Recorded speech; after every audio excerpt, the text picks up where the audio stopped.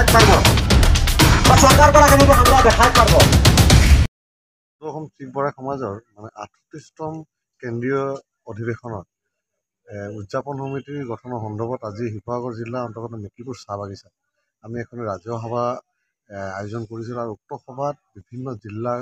সন্মানীয় প্ৰতিনিধিসকল উপস্থিত হৈছিলে আৰু তেখেতৰ উপস্থিতিত আমি সদৌ অসম শিখ বৰা সমাজৰ ৩৮তম কেন্দ্ৰীয় অধিৱেশনত দিন ধাৰ্য ইতিমধ্যে কৰিছোঁ। নৱবৰ্ষৰ মাৰ্চ মাহত ২৯-৩০ আমি ৰাইজক একত্ৰিত কৰি পেলাই আমাৰ অধিৱেশন পতাৰ সিদ্ধান্ত ইতিমধ্যে আমি গ্ৰহণ কৰিছোঁ আৰু উক্ত অধিৱেশনৰ লক্ষ্যৰ উদ্দেশ্য হ'ব জাতিটো একত্ৰিত কৰি ৰখা। যিসকল শিখ সমাজৰ ছাত্ৰ ছাত্ৰী আছে তেখেতলোকৰ অদূৰ ভৱিষ্যতে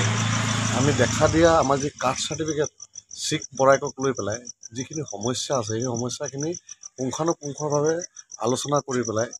যাতে কোনো ধৰণৰ তেখেতলোকৰ সমস্যাৰ সন্মুখীন নহয় এই গোটেই বস্তুবোৰ আমি উক্ত সভাতে আমি আলোচনা কৰিম আৰু আজিৰ এই সংবাদ মাধ্যমৰ জৰিয়তে আগন্তুক আমাৰ যি কাৰ্যসূচী আছে আমাৰ শিখ বৰা সমাজৰ অধিৱেশন সেই অধিৱেশনত অসমৰ শিখ বৰা সমাজৰ সকলো জিলাৰ সন্মানীয় প্ৰতিনিধিসকলক উপস্থিত থাকিবৰ কাৰণে কাটৰ অনুৰোধ জনাইছোঁ। আচলতে আমি চাব লাগিব বিভিন্ন সময়ত জাতিটোৰ সমস্যাসমূহ আহি থাকে আৰু সেইবোৰ ৰাজহুৱাকৈ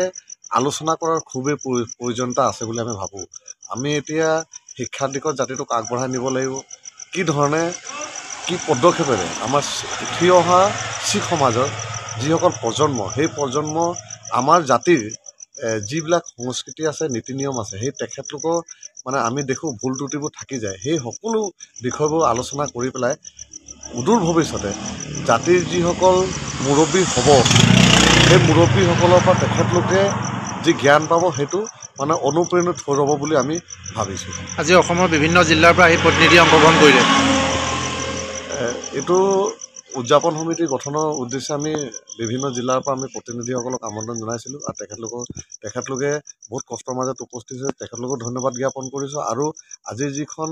অধিৱেশনৰ অভ্যৰ্থনা সমিতি গঠন হ'ল যথেষ্ট শক্তিশালী অভ্যৰ্থনা সমিতি গঠন হৈছে। আমি বিভিন্ন জিলাৰ সকলো প্ৰতিনিধিকে একত্ৰিত কৰি আৰু তেখেতলোকৰ সকলোৰে অন্তৰ্ভুক্ত কৰি এখন শক্তিশালী উদযাপন সমিতি গঠন কৰিছোঁ।